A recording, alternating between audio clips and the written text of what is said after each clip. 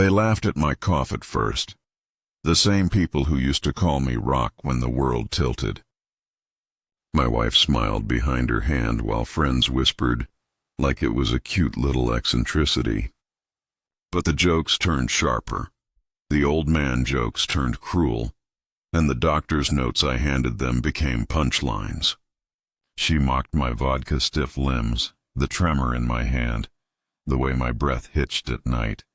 One sleepless morning when the laughter went too far, something cold grew inside me. If she wants me to be weak, then I'll give her something she can't stomach. The truth, delivered where it hurts. I didn't want to break her bones. I wanted to break the life she'd been building on my ruin. So I began to plan, and when she finally begged me for mercy, it would sound like a confession. They laughed at my cough at first. The same people who used to call me Rock when the world tilted. My wife smiled behind her hand while friends whispered like it was a cute little eccentricity. But the jokes turned sharper. The old man. I was the kind of man people assumed would always be steady. 61 years old, hands calloused from a life of work. A simple house in a town where most people knew you by your first name. I'd built things. A fence, a career, a family, and I took pride in that steady, ordinary life. Then the tremor started. A finger first, then a hand. The kind of small betrayal that creeps into your body and rearranges every night. The neurologist put a soft label on it and a softer voice on the prognosis. Manageable, he said. We'll work on adjustments. He gave me exercises, a list of pills, and the kind of look that quietly includes suggestions. Sell this life short. Find easier days. Claire, my wife of 27 years, had a way of making each doctor's note theatrical. At first she was sympathetic. Tea at 3, extra blankets, a hand on my shoulder. But when the tremor made me miss a grip or two, she stopped using the soft hands and started using the sharper jokes. Maybe she thought the humor would hide worry. Maybe she thought everyone else would laugh with her. People did laugh. They clucked and said, "Poor Robert," and patted my arm like I was a charity case. I tried to hold on to dignity. I learned small adjustments. How to pour a cup without spilling, how to button a shirt with 2 hands, and I rehearsed how to fake the strength people wanted from me. But people are quick to judge when a body betrays a man they once respected. At community dinners, Claire would nudge a neighbor and say, "Don't worry, Bob's just being dramatic." Or she'd laugh loudly about the time I dropped a plate to make sure they saw the old man joke. I felt myself shrinking in rooms I used to own. It wasn't that she didn't help me at all. She did what's expected sometimes. She drove me to the neurologist, she called about meds, she printed paper lists and stuck them to the fridge. But the tenderness was a performance for an audience. For private moments, she had a different face. Behind closed doors, she called me slow, as if it were some charming quirk.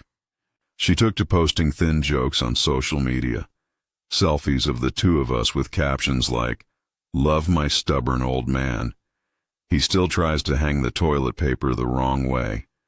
Friends liked and laughed. The likes stacked like small betrayals. Work changed too. I'd been good at my trade, dependable, precise. When I told the foreman about the tremor, he shrugged in the way men do when they don't know how to apologize for mortality. "Take it easy, Rob," he said. "The young guys will pick up the slack." That slack turned into distance. Contracts that once came to me directly were routed to others. I watched checks dry up while Claire shopped for new boots and handbags as if nothing had changed. The turning point arrived on an ordinary Tuesday when a neighbor, the same man who had once borrowed my ladder, told me in front of Claire and half the cul-de-sac that I shouldn't be trusted with heavy tools anymore. The words landed like a verdict. Claire smiled, wide and quick, and told him, "Oh, don't be silly, he's got that sparkle," as if she were correcting a typo in a text message. Her smile was the kind that erased you. Humiliation is a slow animal. It doesn't roar. It nibbles. Weeks after that, I found receipts I hadn't written. Small charges at boutiques and restaurants, paid with our card. She called it harmless. "We're living, Robert," she said. "You don't want to be that guy who lives in fear?" Her eyes skimmed over mine like a reader skipping a footnote.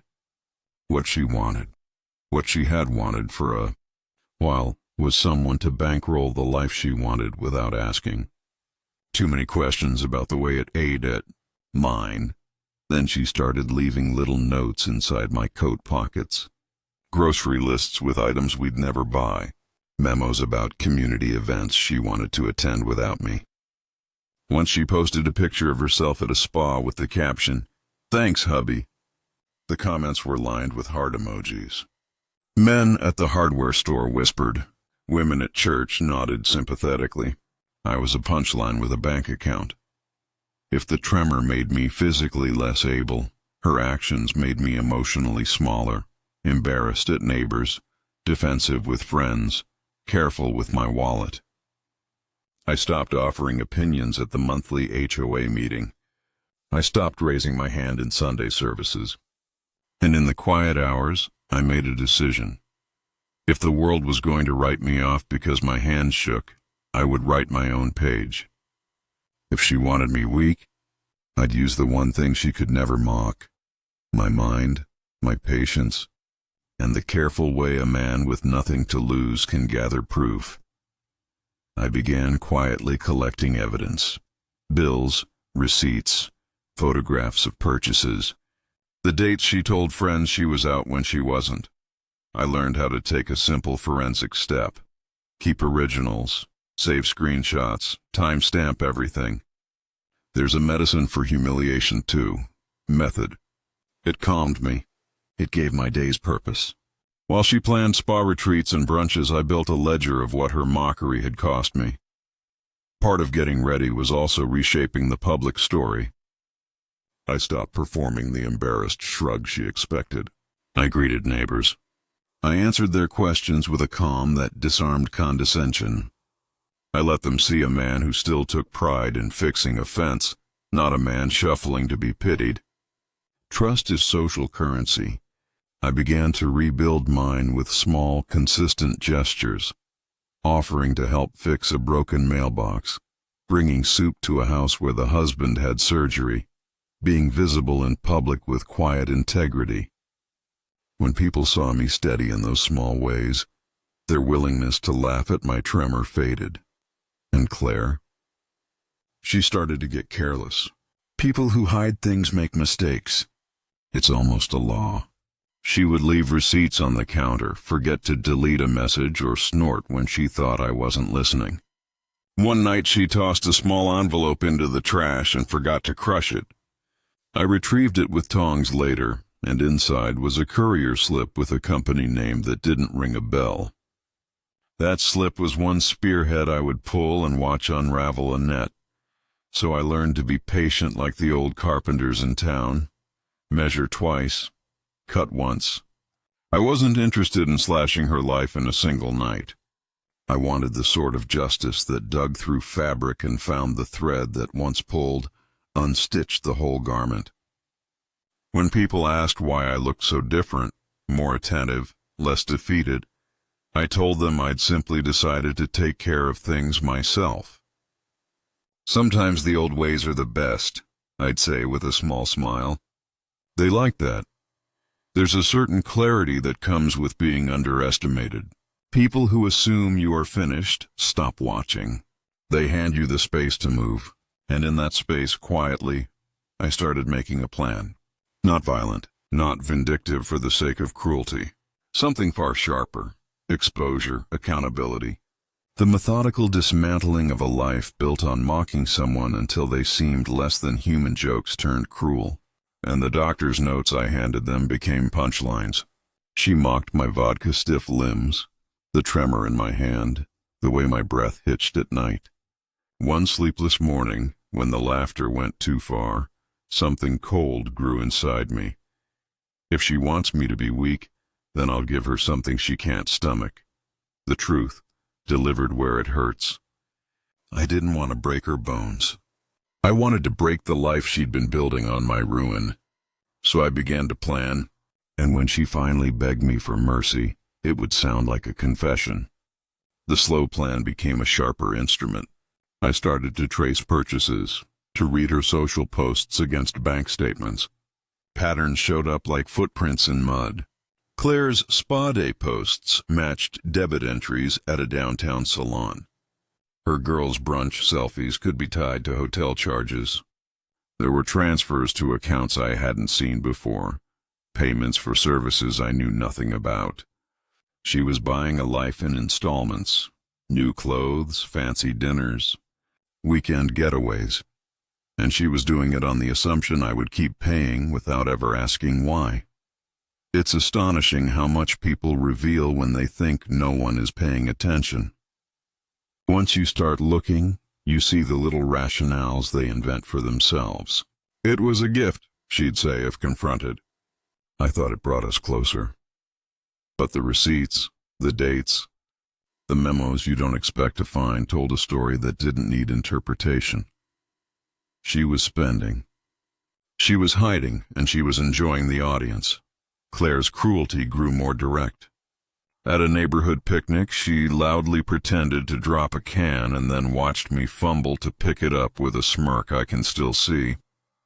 In the doctor's office, as the nurse adjusted the strap on my blood pressure cuff, Claire made a show of being patient, but after we left, she cornered me, whispering, "You should think about selling the truck.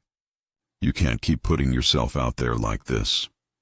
The implication was clear: be less, and you might keep what's left. It was a thinly veiled ransom, your dignity for the illusion of a comfortable life for her. When I confronted her with what I'd found, the bank statements, the small check to a high-end boutique, the missed entries on our accounts, she performed outrage. "Accusations without proof," she said aloud in the living room as if reciting stage directions. Then she did what skilled manipulators do. She reversed the charge. She called our friends and said I was being paranoid, that worry and embarrassment had clouded my judgment. She was the victim now, the exhausted wife dealing with a man whose illness made him unreasonable. People believe the most convincing story in front of them. The look of poor spouse works like a lens. It makes every protest look like a trembling hand reaching for the camera. For a moment I had to step back. I could have raged loudly, waved documents at the HOA meeting, demanded a public reckoning. But that would have fed the narrative she'd set up. A frail, angry old man lashing out. I had to be cleverer, so I kept collecting. I found a ledger she'd slipped into a dresser drawer. I photographed it with a small camera hidden in my workshop. I recorded phone calls when she promised a vendor that the checks will come from my husband's account. He doesn't even look. I kept every scrap. It doesn't feel noble to spy on a partner, but when that partner weaponizes your weakness, the rules change. There was one critical error she made, the kind men who live by routine can spot. She used the same vendor for a set of purchases months apart. When I subpoenaed a copy of invoices through the small claims process, something a cautious lawyer friend suggested, the vendor's records showed timestamps, IP addresses from the local library computer, and a signature that matched a handwriting sample I'd secretly compared from an old birthday card. The signature wasn't mine. It was hers, but she'd slipped, using the same hurried flourish she used on a sticky note. The same curly tail. It was small, ridiculous even, but in court, ridiculous is useful when it ties to a pattern of intent. Meanwhile, to erode the social cover she'd wrapped herself in, I started telling my own quiet truths. Not accusations, just facts.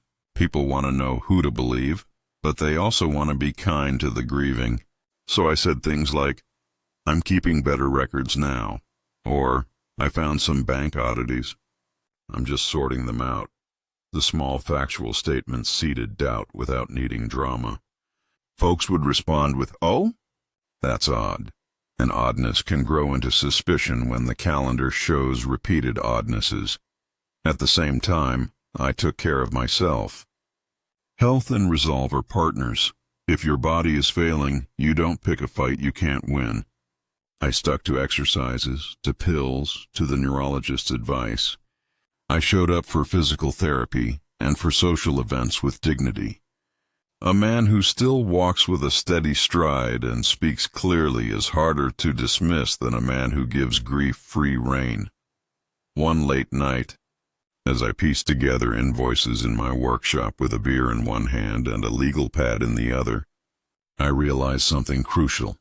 Claire had built her life to look effortless, but it required a stream of funds that had a source. Cut off that source, and the facade collapses. That didn't mean bank robbery. It meant accountability. It meant structures, subpoenas, revelations, a ledger the public could read. It meant letting the law and public opinion do the heavy lifting. So we set a plan in motion. My lawyer friend wrote the letters. A trusted acquaintance at the bank helped flag irregular transfers. A retired auditor from the civic group, an old man who respected a craftsman's eye, agreed to review the flow of funds. Piece by piece, we turned private whispers into a file thick enough to interest someone who could pull the cord and make banks freeze accounts and auditors question deeds. Claire still didn't see it. She grew more confident, more brazen. She walked into town like a queen, shopping bags in hand, smiling at people who felt comfortable in their ignorance. She organized a fundraiser for a local charity and posed for glossy photos. That fundraiser became an opportunity. We quietly asked the charity's treasurer for a copy of receipts. Under the optics of community praise, paper inconveniently revealed truth. The final step of this slow campaign was to let the town witness the opening of the ledger. We filed civil motions and requested reviews. The more public the mechanism, the less easily people could look the other way. When a familiar face in the Rotary came to me and said, "We have to look into this," I felt the relief of the tide finally turning. She had mocked me for my body. She could not mock the law. She tried to make my tremor punchline-proof. She had forgotten one thing. A man wronged can make the truth loud enough to stop the jokes. The first hearing felt unreal. The courtroom smelled faintly of old wood and coffee. Claire sat with curled fingers, nails painted bright, the practiced widow posture she'd perfected for sympathetic audiences. Her smile curdled when the judge read the first line of the petition. We had traced transfers to accounts registered to LLCs in her name. We had copies of invoices with signatures matching hers. We had text messages that contradicted the cheerful posts she'd made online. Her lawyer tried the usual defenses: clerical errors, miscommunications, the private life of a couple being misinterpreted. But a steady stream of small facts began to sing like a chorus. Time-stamped receipts, duplicate invoices, the courier logs that showed purchases arriving at addresses she had given in private meetings. The dishwasher had a way of washing away fingerprints. It cannot wash away ledgers. People who had once laughed started to frown. At the hearing, one by one, witnesses we had quietly prepared took the stand. The bank clerk who'd first noticed odd account activity testified to the unusual pattern of withdrawals. The vendor admitted that payments had been guaranteed by Claire's personal instruction. Even a former friend, a woman who had accepted gifts in the past, confessed that Claire had coached her how to react if questioned. To say that Claire was under strain and didn't want to make a scene. It looked coordinated. It looked deliberate. People saw the gap between the social story Claire had cultivated and the dry evidence. That gap was lethal. You can be charming and untrue in a living room, but in a courtroom, you must produce receipts. As the judge read through the findings, you could feel Claire deflate like cotton batten pressed under a thumb. Her eyes, once quick to flash with wit, now darted and stalled. She made a final stand. "I only ever wanted us to live well," she said, voice wavering. But the ledger was already public by then. The town's gossip shifted from amusement to a slow, cold curiosity. People like to take sides, but they like facts better. The verdict in the civil matter restored what it could: debt orders, restitution directives, and loan adjustments that clawed back some of the funds she'd diverted. Beyond the law, there was social consequence. Claire's charity event invitations dried up. The neighbors stopped offering rides for her errands. The Facebook comments beneath her photos went silent. There's a subtle cruelty to public avoidance, but it's effective. A life built on social applause can collapse quietly when the applause stops. After the courtroom, in the weeks that followed, the practical consequences began to bite. Lenders tightened lines of credit. Accounts were frozen pending audits. When the auditors came to her business, they found thin records and a lot of improvisation. The mobile notary logs we'd pulled matched the dates of several suspicious transfers. Her explanation, "I was helping friends," found less and less purchase, but I wasn't satisfied with merely seeing her stumble. I needed a concluding moment where she confronted not the law, but the human cost of what she'd done. So I asked for a private meeting, not to trap her, but to offer an undeniable mirror. I requested it publicly with witnesses. She agreed, probably thinking it would be another chance to stage a plea. Instead, I sat across from her at the community center where we'd both signed petitions and chaired events, and I read aloud a simple ledger: the dates, the amounts, the destinations. I did not yell. I let the numbers speak. She went pale. The practiced muscles of her face trembled. People who knew her came from around the corner to see. Some clutched their coats. Neighbors with whom we'd shared carpools watched in a small crowd. When I finished, I looked her in the eye and said quietly, "You reduced a man to a joke for your amusement. You spent what I built and laughed as I shrank. It wasn't dramatic. It was the raw fact." She did not offer an apology that had weight. She offered a string of excuses and a plea for forgiveness that had not been earned. The aftermath was bitterly human. She moved out of our house with 2 suitcases and a handful of friends who'd chosen loyalty over free weekends. She took a small apartment and odd jobs. The town's whispers became a background I could ignore more easily each week. My son called less often at first, still processing a portrait of his mother that had been complicated and ugly. Over time, our calls grew again. Slow reconnection, not the old, naive closeness, but a new, cautious respect. There's an unexpected mercy in watching a person reckon privately with the ruins they made. Public shame can be a blunt instrument, but private accountability can cleave deeper. People sometimes ask if I enjoyed seeing her fall. The honest answer is no. I didn't enjoy it. I felt a weary satisfaction, like a man who has fixed a rotting beam in a house that matters to him. The work was necessary. Time, legal teeth, and community attention did the rest. The courts required restitution where possible. The greatest victory was not the money, though it mattered. It was the restoration of my dignity. A man's life is stitched from daily acts: returning a borrowed ladder, showing up at the PTA, scraping paint on the fence. Those ordinary things are the warp and weft of trust. They are what I rebuilt. In the months after, I renovated the shed I used to tinker in so that it smelled less like defeat and more like purpose. I took on small jobs, fixed neighbors' porches, and taught a few young men how to measure and cut and join wood. There was a peculiar joy in passing on the practical knowledge that had kept me steady. People saw that steadiness, and slowly, the social ledger balanced back toward me. Claire, she learned the hard lesson I never wanted anyone to learn that way. You can't hollow someone out for sport without the echo returning. She lost invitations, credit, friends. The hand that had tossed a napkin at my humiliation now trembled when she tried to collect a paycheck. She would sometimes pass me on the sidewalk, eyes down, and in that moment I felt neither vindictive triumph nor pity.